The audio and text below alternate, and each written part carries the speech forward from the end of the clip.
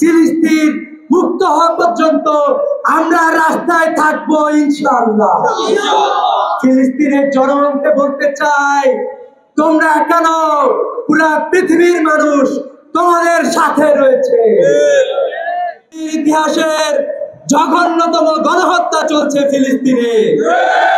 আমরা দেখতে পাচ্ছি অসংখ্য শিশু, নারী এবং বৃদ্ধকে হত্যা করা হয়েছে, অসংখ্য সিভিলিয়ান মানুষকে হত্যা করা হয়েছে।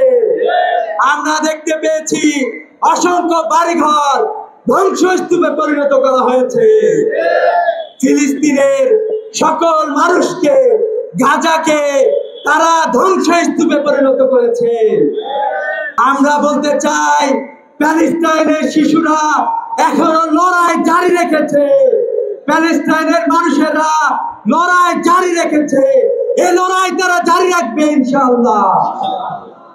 আমরা মুসলিম বিশ্বের নেতৃবৃন্দকে, আমরা বিশ্বের আন্তর্জাতিক হিউম্যানিটেরিয়ান সংস্থাগুলোকে ধিক্কার জানাই। আপনারা ব্যর্থ হয়েছেন পৃথিবীর মানবাধিকার প্রতিষ্ঠা করতে। যেভাবে আমরা ইসরায়েলকে বয়কট করেছি, আগামীতে পুরা পৃথিবীবাসীকে নিয়ে এই বয়কট এবং ফিলিস্তিনের এই বয়কট এবং ইসরায়েলের বিরুদ্ধে আমাদের আন্দোলন অব্যাহত থাকবে ইনশাআল্লাহ।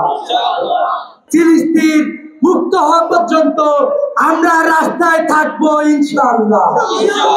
ফিলিস্তিনের জনগণকে বলতে চাই, তোমরা কেন, পুরা পৃথিবীর মানুষ তোমাদের সাথে রয়েছে। আমরা দেখতে পেলাম যে ফিলিস্তিনকে, গাজাকে ঘুরিয়ে তারা গাজাকে শূন্য করে দিতে চায়, কিন্তু ফিলিস্তিনের মানুষরা যে চেতনা ধারণ করেছে, আমি বিশ্বাস করি মুসলিম বিশ্ব, পুরা পৃথিবী ফিলিস্তিনের চেতনা ধারণ করবে ইনশাআল্লাহ।